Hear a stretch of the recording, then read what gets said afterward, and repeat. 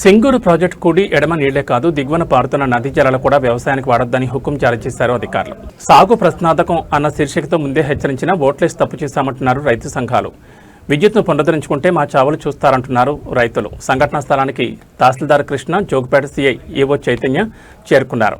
పై అధికారులతో మాట్లాడి సమస్య తీరుస్తామని సర్ది చెప్పారు అధికారులు. మండల కేంద్రంలో రైతులు వ్యవసాయ పంటల కోసం సింగూరు ప్రాజెక్టు దిగువన భాగాన మంజీరా నది నీటి కోసం విద్యుత్ మోటార్లను ఏర్పాటు చేసుకున్నారు. గత 40 సంవత్సరాలుగా ఈ నదీ జలాలను ఇక్కడ ప్రజలు పంటల కోసం వాడుకుంటున్నారు. కానీ ఎన్నడూ లేని విధంగా ప్రస్తుతం విద్యుత్ అధికారులు ఆ నీటిని వాడకుండా మోటార్లకు ఉన్న విద్యుత్ కనెక్షన్లు సోమవారం నిలిపివేశారు.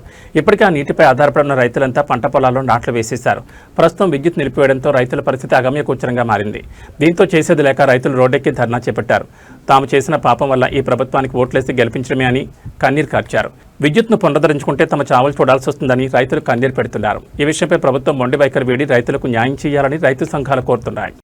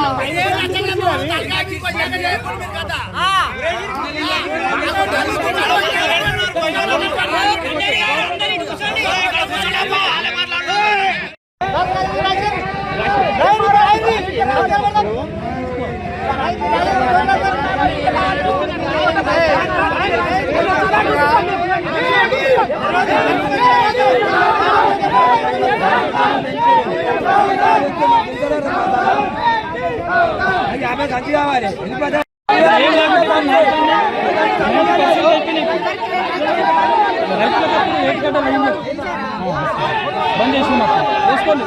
మరి గట్ల ఇష్ట అయిపోతుంది. ఏం చేయాలి? ఇంకా విషయం దొరుకుతుంది.